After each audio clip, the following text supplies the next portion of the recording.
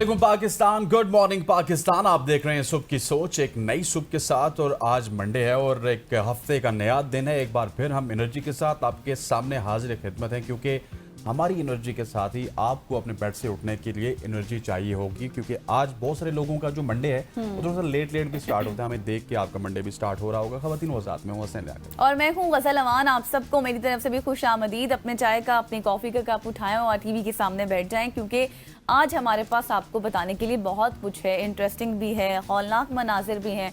यकीनी तौर पर आज आपको बहुत इंफॉर्मेटिव लगने वाला है। बिल्कुल ऐसी। आप ये बताइए कि मुझे शक हो रहा है कि आज मेरे साथ गज़ल अशरफ नहीं है। क्यों?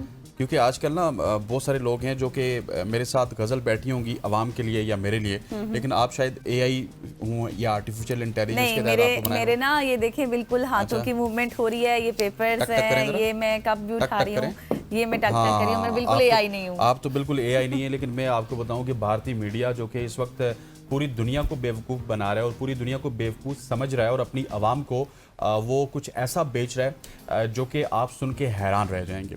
आपको याद है 1-2 दिन पहले सदर ट्रंप की और सदर पुतिन की मुलाकात हुई और उस मुलाकात के चर्चे पूरी दुनिया में थे। लेकिन अब भारतीय मीडिया अपने जो चाहने वाले हैं या अपने व्यूअर्स हैं उनको ये बता रहा है कि ट्रंप तो गए थे, लेकिन जो पुतिन हैं वो शायद एआई से बने हुए थे और वो असल पुतिन नहीं थे जिनकी उनके साथ मुलाकात हुई है। ये भारतीय मीडिया कह रहा है, जिसके ऊपर इस वक्त पूरी दुनिया हंस रही है। तो ये इंडिया वाले क्या कर रहे हैं? वहाँ पे बैठे तमाम तर जर्नलिस्ट पागल थे, पूरी दुनिया का मीडिया पागल था, डोनाल्ड ट्रंप पागल था। सिर्फ अगर अकल है किसी में तो वो इंडिया वाले, सिर्फ इंडिया वाले हैं। और इंडिया वाले के जो सहाफ़ी हैं, जो एंकर्स हैं, उन्हीं को सिर्फ अक्ल है और किसी। इसी तरह ये पहलगाम इंसिडेंट भी करवाया था। इसी तरह उन्होंने कराया था। बताने का मकसद ये है, तो हमने भी आपको बता दिया कि हम लोग एआई नहीं है, बल्कि हम लोग बिल्कुल रियल एंकर्स आपके सामने बैठे हुए हैं।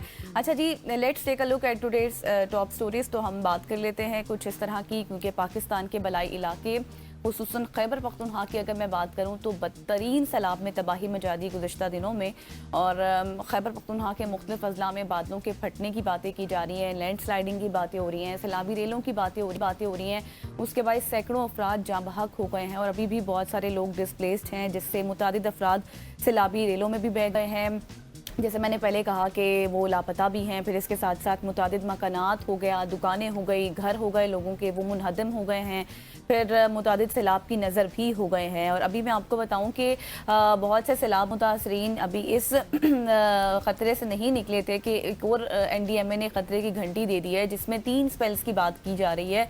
आगे चलकर हम सेगमेंट में इसको पूरा डिस्कस भी करने वाले हैं, तमाम रिपोर्टर से बात भी करेंगे।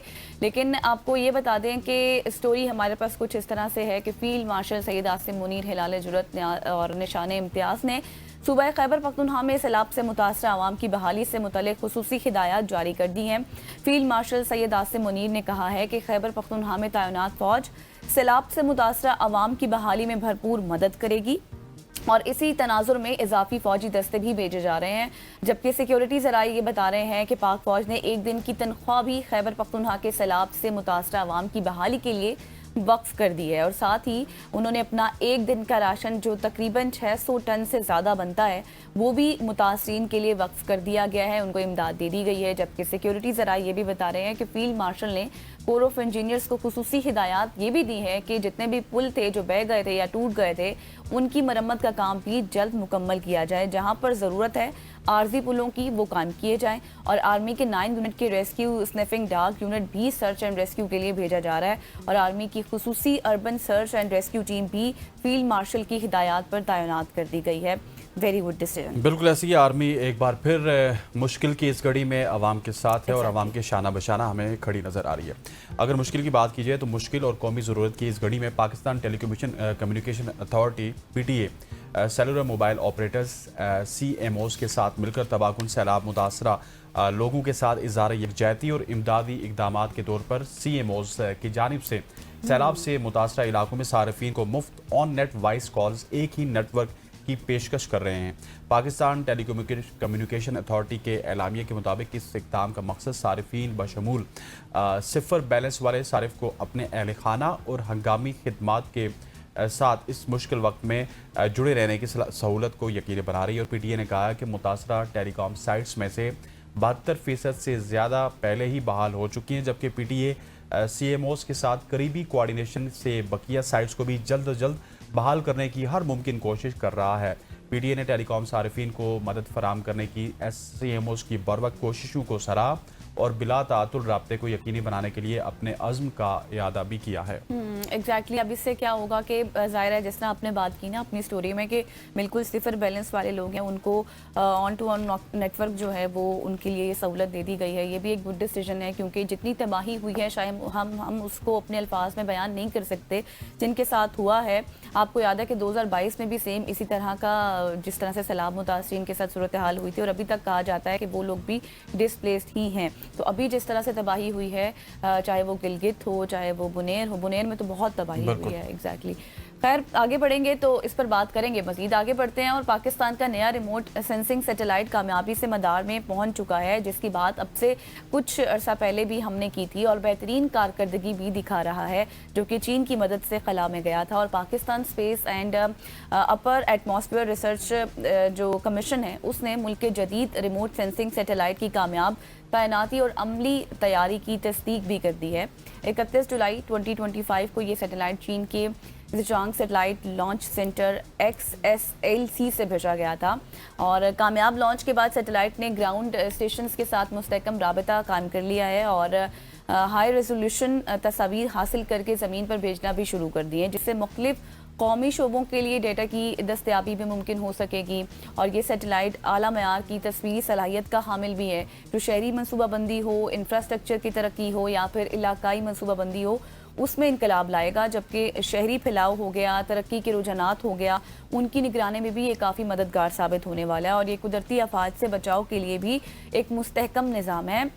और इसके साथ साथ सैलाब ज़मीन के जो आपको पता है कि जो ज़मीन घिस जाती है या फिर जो ज़लज़ले आते हैं और दीगर जो ख़तरात जैसे कि अभी क्लाइमेट क्राइसिस चल रहा है आप देख रहे हैं, तो उसके हवाले से भी बर वक्त डेटा की फरहमी यकीनी बना सकेगा। और फिर सैटेलाइट माहौलियाती तहफ़्फ़ुज़ में भी काफ़ी अहम किरदार अदा करने जा रहा है, जैसे कि ग्लेशियर्स का पिघलना हो, फिर जंगलात की कटाई एक बहुत बड़ा मसला है, फिर माहौलियाती जो तब्दीली है उसके जो हमें इशारे मिल रहे हैं, फिर सैटेलाइट ज़राअत की पैदावार को भी बेहतर बनाने में काफ़ी मददगार साबित होने वाला है। बिल्कुल ऐसी है जिस तरह गज़ल ने आपको बताया, ये पाकिस्तान की एक बहुत बड़ी कामयाबी थी जो पाकिस्तान ने चीन के साथ मिलकर अचीव की है। और पाकिस्तान और चीन का ये ताउन अगर इसी तरह से बरकरार रहा तो हम आगे आने वाले दिनों में कुछ और भी खबरें ऐसी हैं जो आपको बता सकते हैं। और स्पेशली हमारे जो पड़ोसी हैं उनको ये खबरें, पड़ोसी से मुराद इंडिया की बात कर रहा हूँ, उनको ये खबरें बहुत ही खटकती हैं और पाकिस्तान वैसे ही उनको खटकता है दिली अज़दा में कांटे की तरह। ख़वातीन नौज़ाद आगे बढ़ते हुए आपको एक इंटरेस्टिंग खबर देते हैं। PNIL लिस्ट में नाम शामिल होने के बायस मारूफ यूट्यूबर जिनका नाम साद है लेकिन आप उनको डकी बाई के तौर पर जानते हैं, वो बैरून मुल्क फ़रार होते हुए इमिग्रेशन हुक्काम ने उनको गिरफ्तार कर लिया।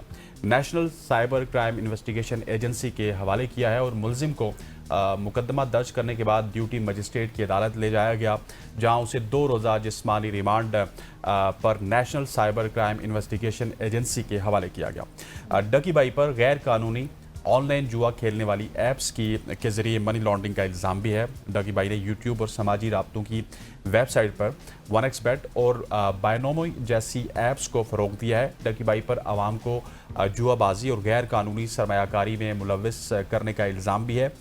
मुलजिम से iPhone 16 Pro Max बरामद हुआ है और मशकूक व्हाट्सएप नंबर्स और डाटा भी हासिल कर लिया गया। तफ्तीशी टीम की बात की जाए तो वो भी वहाँ पे तफ्तीश कर रही है, जिसमें असिस्टेंट डायरेक्टर शुएब रियाज, सब इंस्पेक्टर यासिर रमज़ान और हेड कांस्टेबल ताहिर शामिल है जो कि इस सारे मामले की तहकीक कर रहे हैं। ये वो लोग हैं जिनको आप देखते हैं, जिनको आप फॉलो करते हैं और सारा दिन देखते हैं, उनकी व्यूवरशिप बढ़ाते हैं।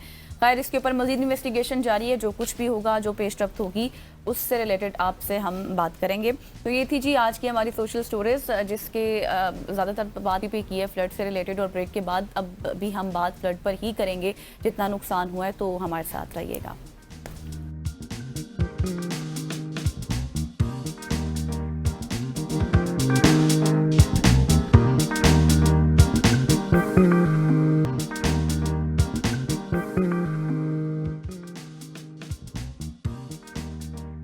वेलकम बैक ख़वातीन वज़ात। अब पाकिस्तान में अगर हालिया मानसून बारिशों का जिक्र किया जाए तो बारिशों ने तबाही मचाई है।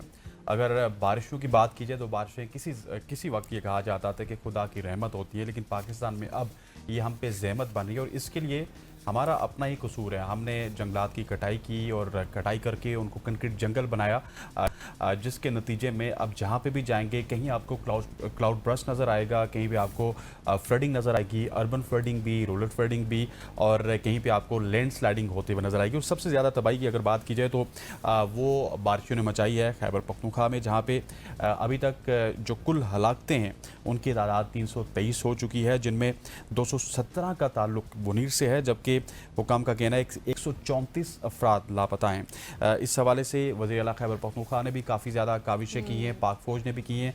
प्राइम मिनिस्टर शहबाज शरीफ की बात की जाए तो उन्होंने भी काफ़ी ज़्यादा हेल्प आउट किया है, लेकिन इसका कोई सरेबाब निकलना चाहिए। और अभी तो मेरे ख्याल है हम बुनेर की तरफ बढ़ेंगे, जहाँ पे हम एग्जैक्टली सूरत हाल मालूम करने की कोशिश करेंगे। फिर इस पर बात करेंगे मजीद। मुख्तार आलम साहब हमारे कॉरेस्पॉन्डेंट बुनेर से हमारे साथ मौजूद हैं। Thank you so much for your time. सबसे पहले तो हमें बताएं कि वहाँ पर इस वक्त क्या कंडीशन है, लोगों के घरों की, लोगों की अपनी क्या कंडीशन है, क्या एस्टिमेट है अमवात का?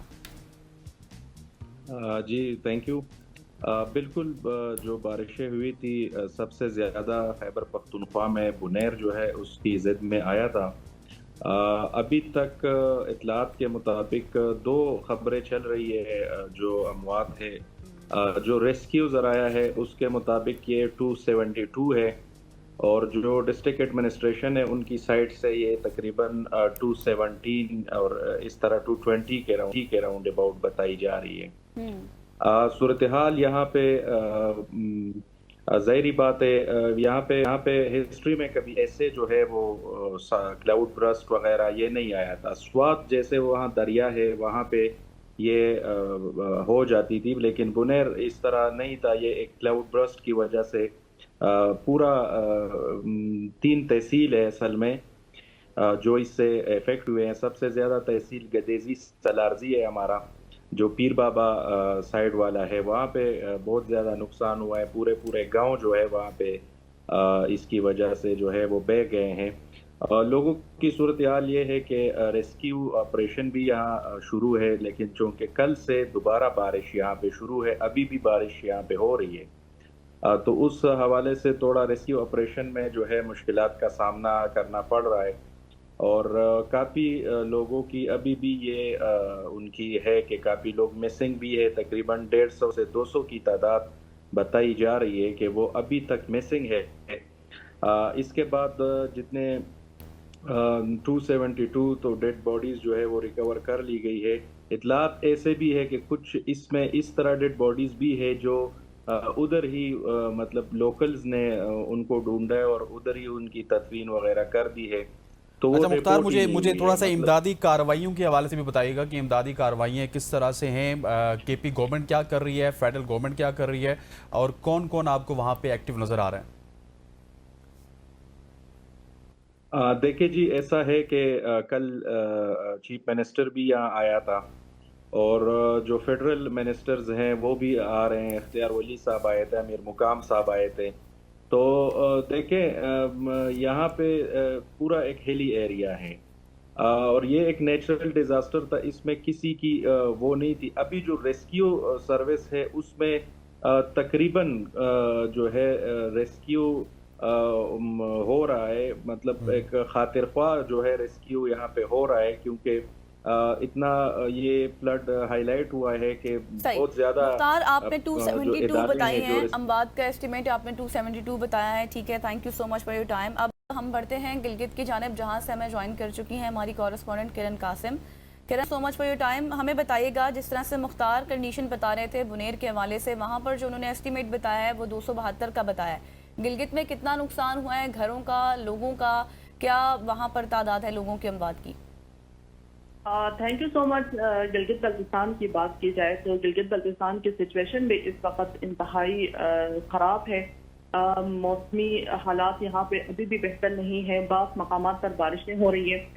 जून से गिलगित बल्तिस्तान में शदीद गर्मी के बायस क्लाउड बर्स्ट हुआ, और उसके बाद जो सैलाबी सूरत हाल ने एकदम पूरे गिलगित बल्तिस्तान को अपने लपेट में लिया। अब तक जो सरकारी एदाद और शुमार के मुताबिक गिलगित बल्तिस्तान में जो अमवात हुई हैं सैलाब के जख्म के 25 का फिगर सामने आया है, और इसमें जो शदीद जख्मी जो है वो 7 अफराद हैं, और जो मामूली जख्मी है वो 4 है। और जो मकानात को नुकसान पहुंचा है, टोटल मकानात 681 मकानात है पूरे GB में, जहाँ पे सैलाब की वजह से इनको नुकसान पहुंचा है। और जो कच्चे मकानात है वो 120 के करीब यहाँ पे जो है वो नुकसान पहुंचा है। इस तरह बहुत सारे आवाम की फसलें हैं, ज़मीनें हैं, और इसके साथ जो मवेशी खाने हैं वो मुकम्मल तौर पर यहाँ पे तबाह हो चुके हैं। और आज गिलगित बल्तिस्तान के जो मुख्तलिफ अजला की जो आवाम है, बल्तिस्तान डिवीजन है, गिलगित डिवीजन है, हमजा है, यहाँ के अवाम जो है खुले आसमान तले जिंदगी गुजारने पर मजबूर है। इस वक्त यहाँ की सिचुएशन जो विजर की बात करें वहाँ पे इस वक्त भी तेज बारिशें वहाँ पे इस वक्त भी है।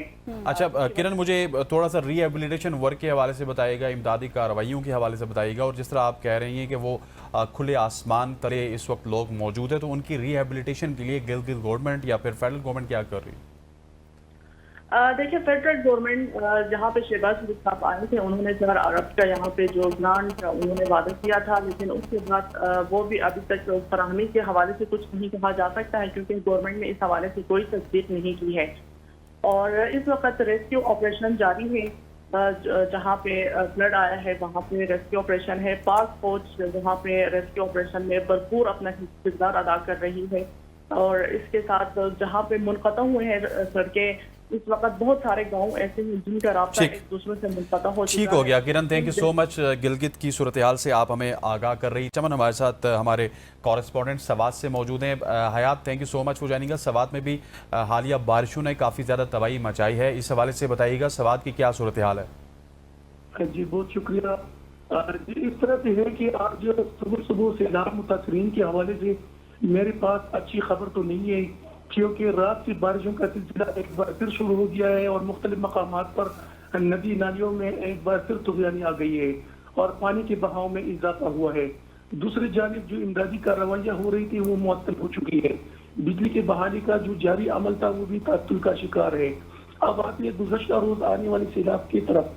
स्वात में तूफानी बारिशों के बाद आने वाले सैलाब ने तबाही मचा दी है और इस सैलाब में तकरीबन 20 के करीब लोग जान से गए, मुतअद्दिद अफराद लापता हो गए, जबकि दर्जनों अफराद जख्मी हुए।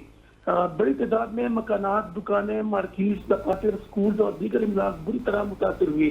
इस सैलाब में मिंगौरा शहर के लंडेकस, बांग्लादेश, मकानबाग, मुलाबाबाद और मुल्क दीगर इलाके बुरी तरह सैलाब के लपेट में आए थे। यहाँ पर या तो मकानात मुकम्मल तबाह है या बुरी तरह है। सैलाब की वजह से शहर के अंदर इंफ्रास्ट्रक्चर जो है मुकम्मल तबाह हो गया, दरहम बरहम हो गया। बिजली, गैस, इंटरनेट और पानी की जो सप्लाई है वो मुनक़ता हो गई।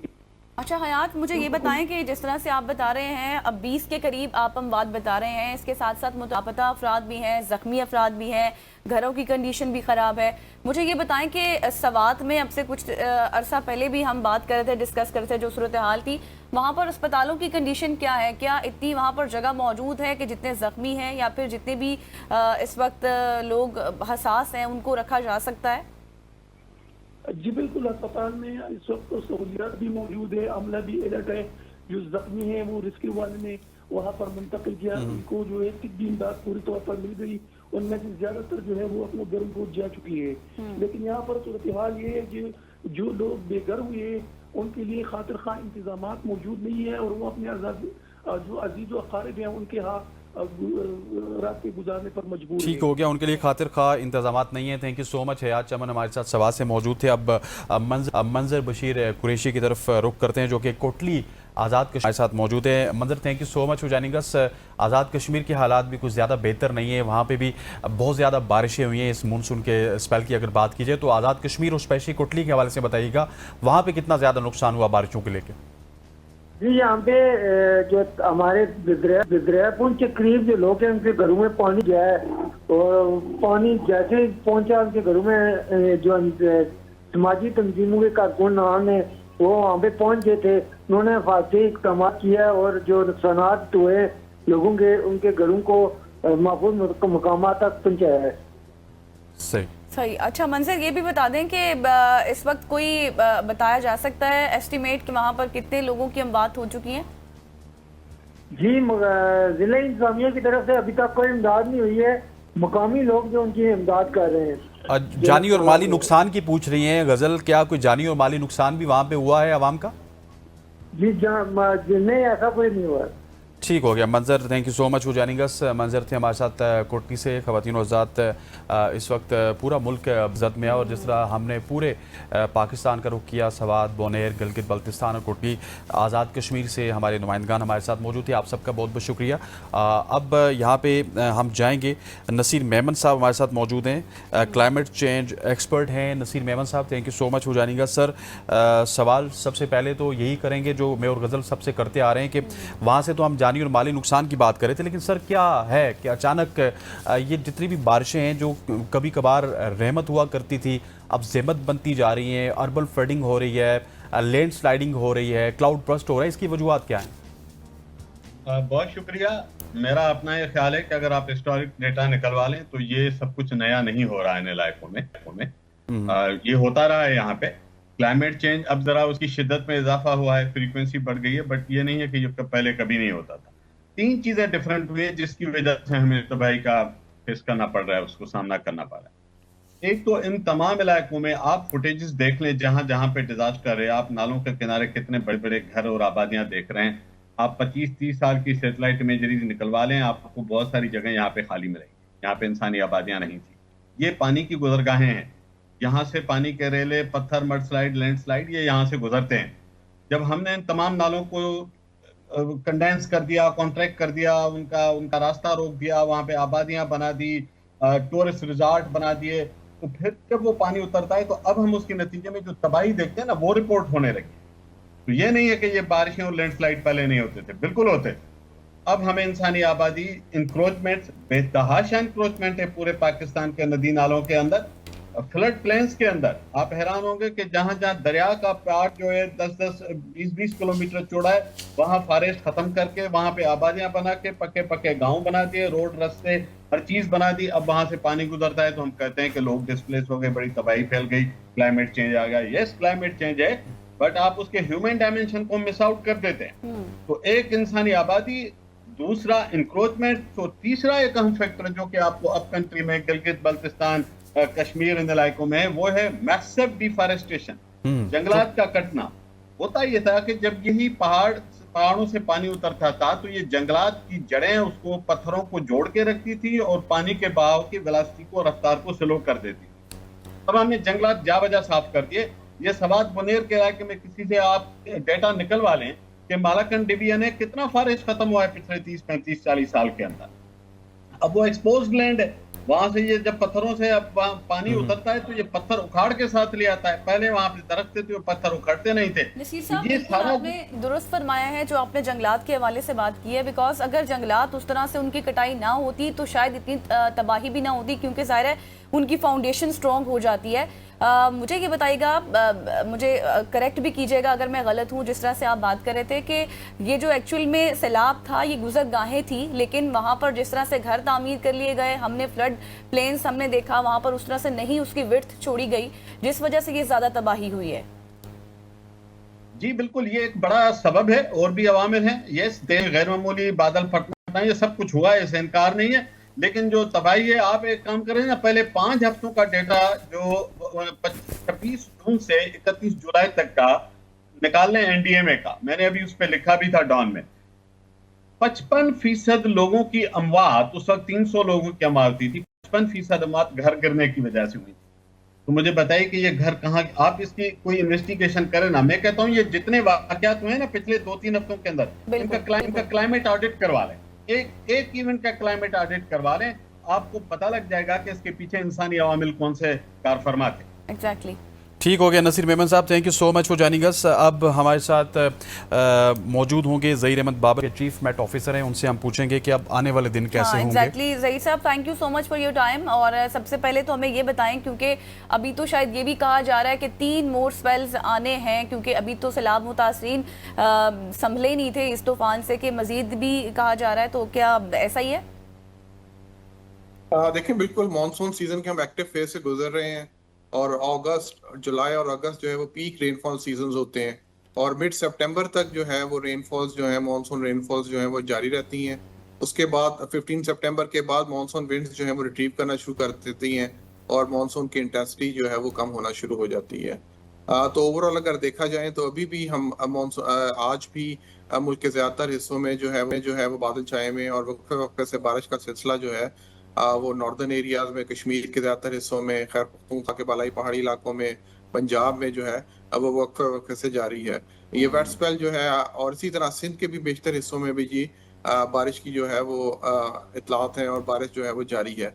तो ये वेट स्पेल जो है वो अगस्त में पीक सीजन होता है, मिड सितंबर तक मानसून रेनफॉल्स जारी रहती हैं और फिर मिड सितंबर के बाद जो है वो मानसून विंड्स जो है वो रेनफॉल्स जो है वो किसी हद तक जो है वो कम होना शुरू हो जाती हैं। बिल्कुल ऐसी। अच्छा सर, स्टार्ट में जब ये मानसून स्टार्ट नहीं हुआ था तो वेदर एक्सपर्ट से जब भी हमारी बात होती थी वो कहते थे कि इस दफ़ा शायद मामूल से बहुत कम बारिशें होंगी, लेकिन इस मानसून में हमने देखा है कि मामूल से ज़्यादा भी बारिशें हुई और फिर क्लाउड बर्स्ट भी हमें देखने को मिला। सो आने वाले दिनों में अब क्या आप हमें बताएंगे कि आने वाले दिनों में किस हद तक इंटेंसिटी होगी इन बारिशों की? स्टार्ट ऑफ द सीजन जो फोरकास्ट थी वो अबव नॉर्मल रेनफॉल्स की ही थी जी, कि ओवरऑल हम ये एक्सपेक्ट कर रहे थे कि ओवरऑल अबव नॉर्मल रेनफॉल्स होंगी और ज्यादा कंसंट्रेशन है वो नॉर्थ ईस्टर्न पार्ट थी और northern part of the country में कंसंट्रेशन जो है वो रेनफॉल्स की थी। तो अभी तक जो है अगर आप पूरे मुल्क का एवरेज निकाल के देखें तो उसमें अभी तक एवरेज रेनफॉल्स जो है वो पूरे मुल्क में अभी तक रिकॉर्ड की गई है, एवरेज के करीब करीब है।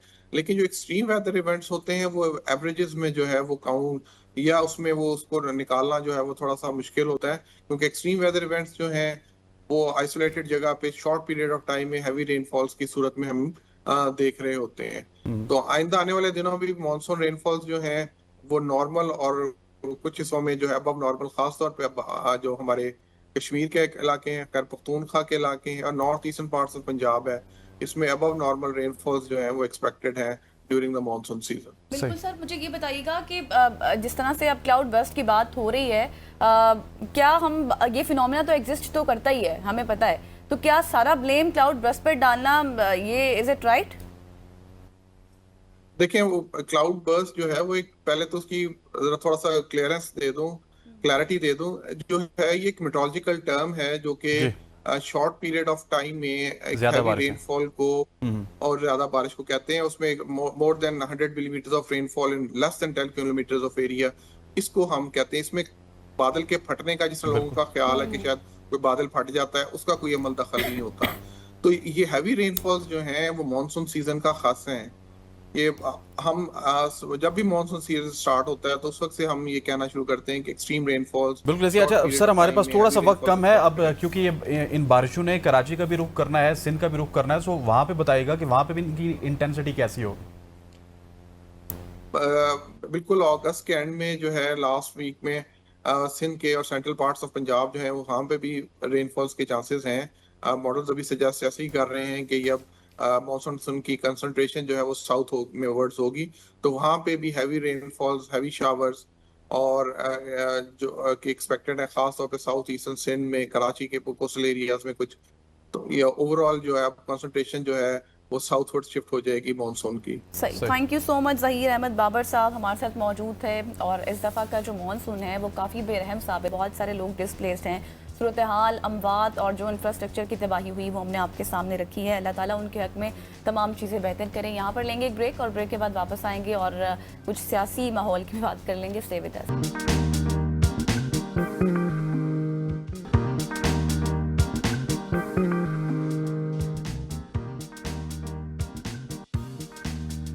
Welcome back after the break. और अब कुछ बात कर लेते हैं, क्योंकि मुल्क की सियासी फ़ज़ा एक बार फिर से कशीदगी का शिकार नज़र आ रही है। एक जानिब बानी PTI यानी कि इमरान खान की 14 अगस्त के एहतजाज की कॉल के बावजूद अवामी जोशो खरोश हमें कम दिखाई दिया, तो दूसरी जानिब हुकूमती वुज़रा हों, इत्तेहादी जमातें हों, वो मुसलसल PTI की हिकमत अमली पर तनकीद कर रही हैं, उनको तनकीद का निशाना बना रही हैं। और इस साथ ही खैबर पख्तूनख्वा सैलाब का शिकार है, और जिस तरह हम अपने पिछले सेगमेंट्स में बात कर चुके हैं, और हुकूमत सैलाब मुतासिरीन की बहाली के लिए इक़दामात के ऐलानात भी कर रही है। मगर सवाल मेरा यहाँ पर यह है कि ये जो वादे किए जा रहे हैं वो कितने जल्दी अमली शक्ल इख्तियार कर पाएंगे या फिर नहीं, क्योंकि इस दफ़ा का मानसून काफ़ी बेरहम साबित हुआ है। बिल्कुल इसी हवाले से अली अमीन गड्ढापुर साहब ने भी कुछ बात की है, पहले वो सुन लेते हैं, फिर आगे बढ़ते हैं अपने मेरे।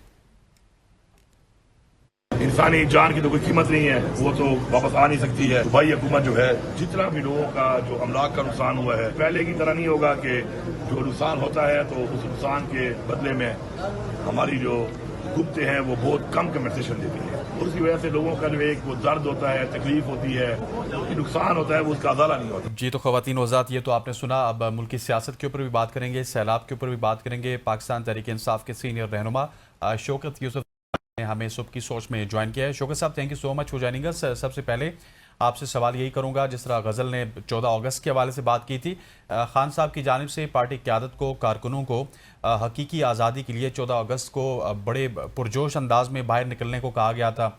उनके हाथ में तहरीक इंसाफ का झंडा भी होता, फिर साथ पाकिस्तान का झंडा भी, लेकिन हमने वो देखा नहीं है, कहीं देखने को नहीं मिला। वो इसकी क्या वजह है? बिस्मिल्लाह, बहुत शुक्रिया। मेरे ख्याल से जो 14 अगस्त का जो अपने वो होता है, उस लिहाज से तो लोग निकले हैं और जश्न मनाना ही था, क्योंकि पार्टी ने फैसला किया था कि जी एक तहरीक इंसाफ का झंडा होगा और पाकिस्तान का झंडा होगा। तो इस तरह तो बहुत सारे लोग निकले हैं। अब जाहिर है इस तरह कोई ऑर्गेनाइज तो नहीं था, लेकिन काफ़ी जगहों से ये जुलूस जल से निकले हैं, काफ़ी निकले हैं। अब जो जिस तरह आप इशारा कर रहे हैं कि जी वो तो ऑलरेडी आपको पता है कि जो सलमान अकरम राजा साहब हैं और बैरिस्टर गौहर साहब हैं, उन सब ने कह दिया था कि 14 अगस्त को कोई एहतजाज नहीं होगा। तो बाकी जब एहतजाज नहीं था तो जश्न था, तो जश्न के लिए जितने लोग सही, बिल्कुल सर, आपने दुरुस्त फरमाया। लेकिन साथ मुझे ये भी बता दें, क्योंकि वज़ीर दिफा ख्वाजा आसिफ साहब भी कह रहे हैं कि पीटीआई पर बहुत ज़्यादा तनकीद हो रही है, और वो ये भी कह रहे हैं कि 14 अगस्त और दूसरे कौमी अहमियत के दिनों में पीटीआई का जो ये इस तरह के एहतजाज हैं वो एक मामूल बन गया है। आप क्या कहेंगे इस पर? देखिए, फिलहाल तो ख्वाजा आसिफ साहब को ना किसी अच्छे साइकाट्रिस्ट को दिखाने की जरूरत है, क्योंकि उनकी जो सोच है उनकी, वो कभी क्या कह देते हैं, कभी क्या कह देते हैं। वो अपनी हुकूमत के लिए मसले बनाते हैं, तो बाकी क्या उनसे तो की जा सकती है, अपनी बात पे वो कायम रहते नहीं है। वो जो इंकशाफात करते हैं फिर उस पर अमल नहीं कराते हैं। जो उन्होंने बताया ना कि ब्यूरोक्रेट करप्ट हैं, तो बताए ना, नाम ले लेना कौन कौन से ब्यूरोक्रेट करप्ट है। इतनी जरूरत भी करे ना, सिर्फ शोशा छोड़ना और इस तरह की बातें करना, मीडिया पे आना, ये तो पागलों वाली बातें है ना। आपने मुल्क की खिदमत करनी है, आप वजीर दिफा है, आप में इतनी हिम्मत होनी चाहिए कि आप बताएं कि जी फलां फलां ब्यूरोक्रेट ने ये किया। फिर सियासतदानों के नाम भी बताए ना, सियासतदान भी तो बहुत बड़े करप्ट रहे हैं। ये किसने कहा कि सियासतदान करप्ट नहीं है? बड़ा अजीब फार्मूला तय बना है कि जी वो सियासतदान तो बेचारे कुछ भी नहीं करते हैं, सब कुछ जो करते हैं वो तो ब्यूरोक्रेट ही करते हैं। तो सियासतदान क्यों नहीं करते हैं? बगैर सियासतदानों के मिले हुए क्या कोई? बिल्कुल सही। अच्छा शौकत साहब, फेयर इनफ, मुझे ये भी बताइएगा कि सेनेट की अगर बात की जाए तो वहाँ पे अपोजिशन के जो पार्लिमानी लीडर हैं अली जफ़र साहब, उन्होंने कहा कि हुकूमत से फिलहाल मुज़ाकरात मुमकिन नहीं है और बानी पीटीआई की हिदायत हैं कि मुज़ाकरात नहीं करने। ताहम मेरी नज़र में मुज़ाकरात के दरवाजे बंद नहीं होने चाहिए। क्या आपको लगता है कि अली जफ़र साहब का तो नज़रिया थोड़ा सा है कि मुज़ाकरात के दरवाजे बंद नहीं होने चाहिए? आप क्या समझते हैं, मुज़ाकरात होने चाहिए, नहीं होने चाहिए? देखिए जी, तंगे होती हैं, फिर मुज़ाकरात ही होते हैं लास्ट में। मुज़ाकरात के तो कोई भी मुखालिफत नहीं कर सकता, लेकिन इस हुकूमत के पास मुज़ाकरात करने के लिए है क्या? पहले तो माहौल नहीं है मुज़ाकरात का। इमरान खान जो क्या कि ना करें, तो उसकी मेन वजह ये है कि इन्होंने माहौल ही नहीं बनने दिया है। अभी तक यही लगे हुए हैं, छापे मारे जा रहे हैं, मुख्तलिफ लोगों के ऊपर जाली मुकदमात बनाए जा रहे हैं, अभी तक सिलसिला नहीं रुका है। और जो जेलों के अंदर बड़े हमारे लीडर्स हैं, उनके खिलाफ जो ज्यादतियां हो रही हैं, मुलाकातें बंद कर देते हैं, फैमिलीज के ऊपर मुलाकातें बंद कर देते हैं, ट्रायल फेयर नहीं हो रहा है। इस वक्त आप देखें बहुत सारी ट्रायल जो वो जेलों के अंदर हो रहे हैं। तो अब जेल एक अदालत में लाना, तो ये तो गवर्नमेंट की जिम्मेदारी होती है ना कि वो सिक्योरिटी दे और उनको लेकर आए और ओपन ट्रायल होता है कि। सर साथ ही मुझे ये भी बता दें कि जमीयत उलमा इस्लाम के सरबराह मौलाना फजल रहमान की बात करूं तो उन्होंने इंकशाफ किया है कि खैबर पख्तूनख्वा में सरकारी फंड का 10% हिस्सा जो है वो गैर रियासती मुसल्लह गिरोहों को दिया जाता है। कितनी सदाकत है इस पर, क्या मौक़िफ़ है आपका? देखिए, अगर मौलाना साहब के पास सबूत है तो सबूत दे देना। उनको इतनी ऑथेंटिक मालूमात है तो सबूत बता दें। ये तो देखे ना, बहुत सारे लोग जो है ना टीवी पे आके वाले भी ये दावे करते हैं और इल्जामात लगाते हैं, लेकिन सबूत तो नहीं है ना। अब क्या ये कि इसके में क्या जवाब दूं? मतलब ये कि गवर्नमेंट पीटीआई की है और अल्हम्दुलिल्लाह हमारे दौर में खैबर पख्तूनख्वा के अंदर अमन रहा है, काफी अरसे से अमन रहा है। जब हुकूमत थी इमरान खान की तो आप देखें खैबर पख्तूनख्वा में कोई मसला नहीं था, लेकिन अब जब से हुकूमत बदली है, रिजीम चेंज हुआ है, उसके बाद से हालात दोबारा खराब हो गए। अच्छा, वो तो शौकत यूसुफ सईद ये साहब, कहना आपने कि कहा ना जी, कि हालात खराब हो गए हैं पाकिस्तान भाई- तहरीक इंसाफ के। ठीक कह रहे हैं कि हुकूमत बदली है तो पाकिस्तान तहरीक इंसाफ के हालात भी खराब नजर आ रहे हैं, क्योंकि इस्लामाबाद में होने वाले आपके एक पार्लिमानी पार्टी के इजलास के दौरान अरकान के दरमियान सख्त जुमलों का तबादला भी हुआ और बाज़ ने तो क़यादत की नीयत पर भी सवालात उठा दिए हैं। ये पीटीआई के अंदरूनी इख्तलाफात भी तो बढ़ते चले जा रहे हैं सर। देखिए, इख्तलाफात तो मैंने बहुत दफा कहा कि नहीं है, लेकिन इख्तलाफात हैं, इसमें कोई शक नहीं है। एक दूसरे से बहुत सारे लीडर एक दूसरे के साथ नहीं लगती है उनकी आपस में, लेकिन ये जो कहा जाता है ना कि इसकी वजह से तहरीक नहीं चल रही है, मैं बिल्कुल इसको डिनाई करता हूँ। तहरीक देखिए वर्कर चलाते हैं, पहले भी बगैर लीडर के लोग निकले थे। एक अल-अमीन गंडापुर साहब थे, इसके अलावा तो कोई भी नहीं था ना। और 3 दफा लाहौर भी गए हैं, इस्लामाबाद भी गए हैं। तो मेरे ख्याल से वर्कर अभी भी तैयार है, उनका जोश अभी भी बरकरार है, इमरान खान के साथ है वो। और लेकिन लीडरशिप जो है उनको डिसिप्लिन लाने की जरूरत है बिल्कुल। क्योंकि इस वक्त बैरिस्टर गौर साहब जो है वो अपने वही हल्के में मसरूफ है, क्योंकि वहाँ बहुत ज्यादा तबाही हुई है बुनेर के अंदर। तो वो तीसरा दिन है आज वहाँ पे है। तो पहला फोकस तो यही होगा कि जो मुतासरीन हैं सैलाब के उनको बहाल किया जाए। उस सिलसिले में उन्होंने काफी तवज्जो की है। वज़ीर आला साहब भी कल बुनेर चले गए थे। तो इस हवाले से मैं यही कहूँगा कि इंशाअल्लाह ताला जब वहाँ से वो फारिग होंगे तो सही डेफिनेटली ये जो पार्टी के अंदर ये चीजें सही सर पार्टी उठा के रही हैं। इख्तिलाफात हमें थोड़े खत्म होते नजर आएंगे। सर मुझे भी बता दें आखिर में कि ये जो अल-अमीन गंडापुर साहब ने कहा है कि जितने भी सैलाब मुतासरीन हैं उनके लिए घर बनाने और आबादियों को जो पानी के रास्तों से हटाकर दूसरे मकामात पर उनके लिए नई कंस्ट्रक्शंस की जाएंगी, आबादियां दी जाएंगी। सर ये कितने वक्त में मुमकिन हो सकेगा, क्योंकि लास्ट टाइम वाले डिस्प्लेस्ड लोग भी अभी तक वो बिल्कुल बहाल नहीं हो सकते उनके घर भी। देखिए, अल्हम्दुलिल्लाह सुबह के पास वसाइल हैं इस वक्त, और वो वसाइल आवाम के ऊपर लगाना चाहते हैं।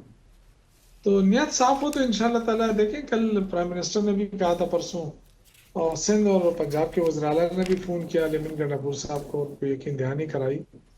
लेकिन अब बात यह है कि ये सिर्फ यकीन दहानी तक अगर रही है और सिर्फ मीडिया की हद तक रही कि जी हम आपके साथ खड़े हैं और आपको जो चाहिए, तो मैं सूबाई हुकूमत की तरफ से ये उनसे कहना चाहता हूँ कि आप जो भी इमदाद करना चाहते हैं फौरी करें, ताकि जो असेसमेंट हो रही है उस असेसमेंट के हवाले से सूबाई हुकूमत जो है वो कार्रवाइयाँ शुरू करे। 3 अरब रुपए अल-अमीन गंडापुर साहब ने कल अच्छा, आपने रिलीज सर करा दिए। इमदाद की बात की है तो डिपार्टमेंट्स को दिए हैं। सीएम पंजाब की बात और- की नवाज की, तो उन्होंने कहा है कि पंजाब हुकूमत भी सैलाब मुतासरीन की हर मुमकिना मदद करने के लिए तैयार है। क्या केपी हुकूमत उनकी मदद लेगी, उनकी तरफ हाथ बढ़ाएगी आगे?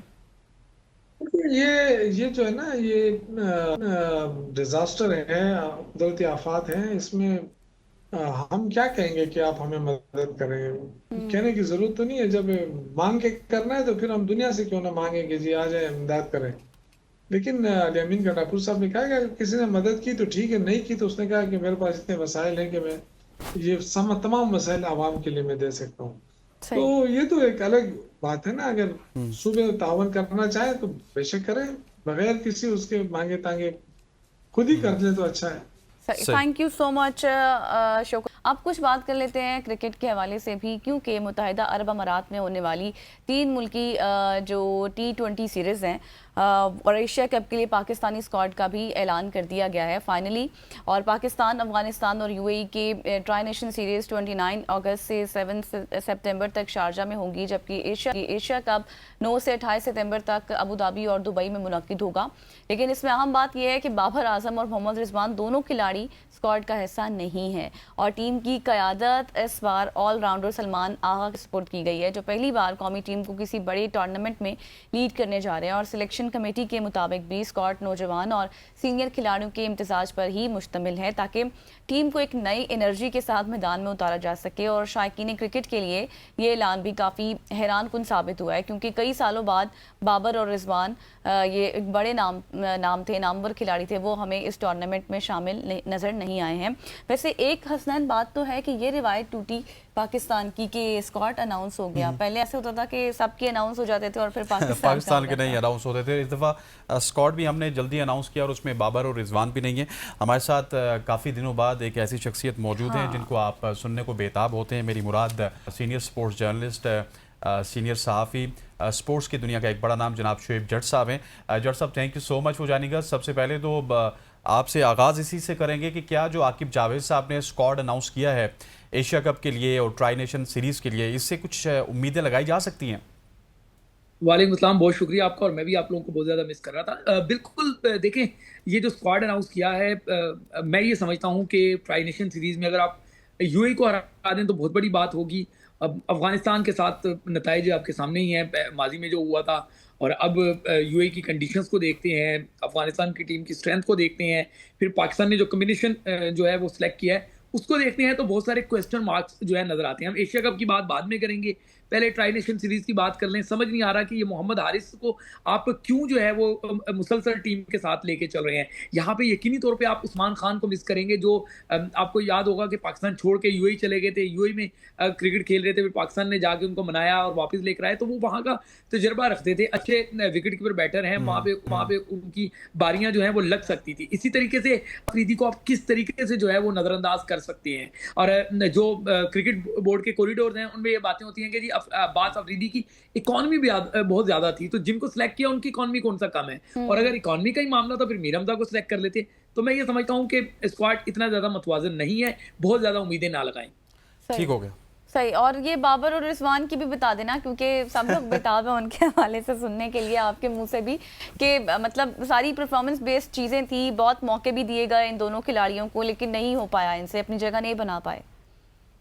बिल्कुल, देखें बाबर का तो चैप्टर मुझे लगता है कि शायद जो शॉर्टर फॉर्मेट है T20 में बात कर लें तो वो क्लोज हो चुका है। ठीक है, बाबर शायद अब जो किस्सा पारीना बन सकते हैं, ऐसा लग रहा है। एक आगाज शुरू हो गया है कि वो इस शॉर्टर फॉर्मेट में शायद आपको दोबारा ना दिखाई दें अनटिल अनलेस के कोई उनको सपोर्ट हासिल हो जाए, कहीं से कोई उनका हमायती आ जाए, कहीं से कोई एक जो है वो पावरफुल शख्सियत उनके साथ खड़ी हो जाए, तो शायद उनकी वापसी हो बज़ाहिर मुमकिन नहीं लग रहा। अब ये सिर्फ एक एशिया ट्राई नेशन सीरीज या एशिया कप से छुट्टी नहीं है, आप समझिए कि बाबर आजम की वर्ल्ड कप से भी छुट्टी हो गई है, क्योंकि इन बिटवीन बाबर आजम को कहाँ पे खेलना है, कहाँ पे वो जाके अपने आप को मनवाएंगे, कहाँ पे जाके अपने आप को सही करेंगे और पाकिस्तान क्रिकेट टीम में वापस आएंगे। हाँ, ये जरूर हो सकता है कि एक चीज का खदशे का इजहार किया जा रहा है कि पाकिस्तान टीम को अगर कोई इंजरी हो गई तो कहीं फिर बाबर आजम का रास्ता जो है वो दोबारा से पाकिस्तान टीम तक ना आ जाए। अगर हम फॉर्म की बात करें, अगर हम परफॉर्मेंस की बात करें, तो फिलहाल कोई ऐसी विंडो नजर नहीं आ रही जहां से बाबर वापस आ जाए। लेकिन अगर कोई सपोर्ट हासिल हो गई जो माजी में उनको रही है, अगर कोई सरपरस्ती हासिल हो गई जो माजी में उनको रही है, तो फिर यकीनी तौर पे बाबर आजम आपको जो है वो हो सकता है एशिया कप खेलते हुए नजर आ जाए, हो सकता है वर्ल्ड कप खेलते हुए नजर आ जाए। परफॉर्मेंस पे तो उनकी जगह नहीं बनती। ठीक हो गया। अच्छा जट साहब, मुझे बताइएगा प्रिसाइसली सलमान अली आगा की कप्तानी के हवाले से, उनके पास एक बहुत बड़ा इवेंट है ट्राई नेशन सीरीज़ के बाद एशिया कप का, उनकी कप्तानी को ओवरऑल आप किस तरह देखते हैं और कितना बड़ा इम्तिहान है सलमान अली आगा के लिए? देखिए, ये सलमान अली आगा से बड़ा इम्तिहान तो पाकिस्तान का इम्तिहान है कि पाकिस्तान किस तरह के फैसले कर रहा है। आप दुनिया क्रिकेट में देखें कि मॉडर्न डे क्रिकेट कितनी आगे जा चुकी है, और हम जो है अपना जिसको कप्तान हमने बनाया है उसका स्ट्राइक रेट T20 में 150 भी नहीं है, वो तो 110 और 15 के इर्द गिर्द उसका स्ट्राइक रेट घूमता है। तो फिर सलमान अली आगा ने क्या करना है पाकिस्तान टीम में, जहां वो बारी लेने आती हैं। आप देखें वो चौथे 5वें नंबर पर जब बारी लेने आती है तब आपके आखिरी के ओवर्स बचे होते हैं, 6-7 ओवरों की बारी बची होती है, तो वहां पर सलमान अली आगा क्या 100 के स्ट्राइक रेट से या 115 के स्ट्राइक रेट से पाकिस्तान का स्कोर 200 तक लेकर जाएंगे? तो जवाब मिलता है नहीं। तो यकीनी तौर पर ये इम्तिहान सलमान अली आगा का नहीं है, ये इम्तिहान पूरे पाकिस्तान क्रिकेट बोर्ड का है, उस सिस्टम का है जिसने सलमान अली आगा को कप्तान बनाया, उस सिस्टम का है जिसने ये स्क्वाड जो है वो मुंतखब किया, और उस सिस्टम का है जो दावे कर रहा है कि पाकिस्तान क्रिकेट जो है वो राइट ट्रैक पे जा रही है। आप देखें पाकिस्तान जो है वो रिसेंट पास में इस रिजीम में ही, मोहसिन नकवी रिजीम में, आप अगर देखें पाकिस्तान अमेरिका से हार गया, पाकिस्तान जिम्बाब्वे से हार गया, पाकिस्तान जो है वो छोटी छोटी टीमों से हारता फिर रहा है। बांग्लादेश ने भी आपको शिकस्त दे दी, और अब जो है वो ट्राई नेशन सीरीज इसको आसान ना लें, ये अफगानिस्तान टीम आपको शिकस्त दे चुकी है ऑलरेडी, और ये बड़ी बड़ी टीमों को भी हरा चुकी है। यूएई की टीम जो है वो अब अपसेट करने की सलाहियत रखती है, और क्यों नहीं करेगी जब पाकिस्तान का स्क्वाड ही मुतवाजन नहीं है, तो फिर कुछ भी हो सकता है। बिल्कुल। अच्छा जट साहब, जिस तरह आपने कहा कि अफगानिस्तान की टीम स्ट्रांग है, उसके और यूएई की टीम में भी सलाहियत है।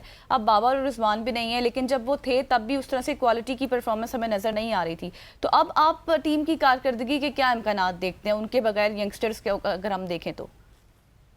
देखिए, कोई भी टीम जब आगे बढ़ती है ना, उसको मौका चाहिए होता है। जब उसके स्टार प्लेयर्स जाते हैं तो फिर यकीनी तौर पे एक धचका लगता है। आपको याद होगा जब इंजमाम उल हक गए, पाकिस्तान को धचका लगा। मोहम्मद यूसुफ और यूनुस खान गए तो पाकिस्तान क्रिकेट टीम को धचका लगा था। इसी तरीके से आप इंडिया में देखेंगे, विराट कोहली और वो जब रोहित शर्मा जाते हैं तो उनकी टीम, बेशक उनके पास अच्छे बैटर हैं, लेकिन उनको धचका लगता है। पूरी दुनिया में ऐसा ही होता है। तो पाकिस्तान को धचका तो लगेगा, लेकिन किसी के जाने से ही जो है वो नई जो है वो स्लॉट फिल करने के लिए लोग दाखिल होते हैं और फिर वो अपने आप को साबित करके दिखाते हैं। बट पाकिस्तान के केस में अनफॉर्चुनेट ये है कि जो गए हैं वो बगैर परफॉर्मेंस के गए हैं। उनकी परफॉर्मेंस अच्छी नहीं थी, लेकिन जो उनकी जगह लाए गए हैं वो इस काबिल नहीं है कि जो है वो पुराने वालों का खिला पूरा कर सके, क्योंकि टीम मेरिट पर सिलेक्ट नहीं हुई। यहाँ पे आप हर सूरत में उस्मान खान को मिस करेंगे। मोहम्मद हारिस कोई एक दो मरतबा नहीं, कई मरतबा इंटरनेशनल क्रिकेट में फेल हुए हैं, लेकिन आप फिर भी उनके लेके चल रहे हैं। फिर किस तरीके से फहीम अशरफ स्क्वाड का हिस्सा है, इसी तरीके से मोहम्मद नवाज पता नहीं कौन से मैच में रह कि आप उनको लेके मुसलसल लेके चल रहे हैं।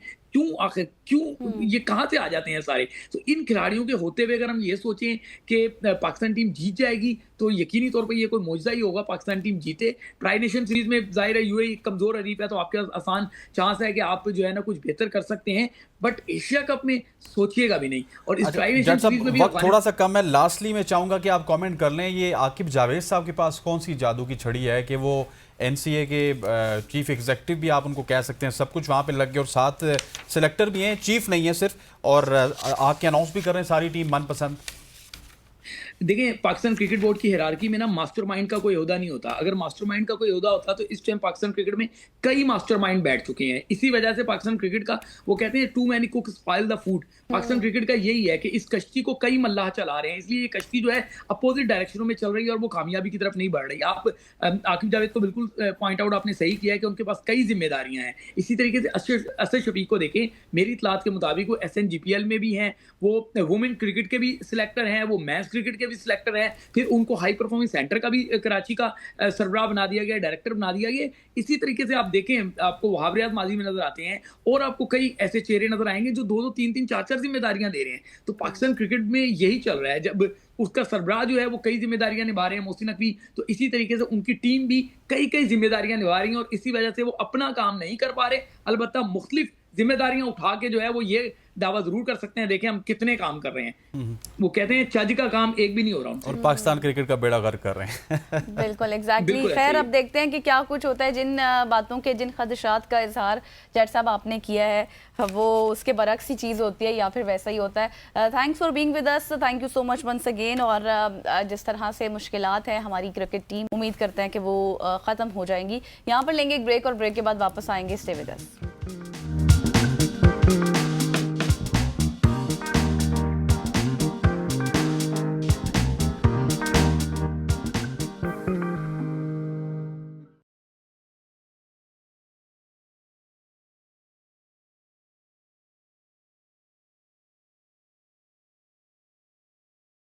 Welcome back after the break. और अब हम बात करने वाले हैं बहुत ही ज़बरदस्त टॉपिक के ऊपर, और बहुत ही ज़बरदस्त सेगमेंट भी है, क्योंकि आज हमारे साथ मौजूद हैं एक ऐसी शख्सियत जिन्होंने पाकिस्तान की स्पोर्ट्स हिस्ट्री में एक नई तारीख रकम की है।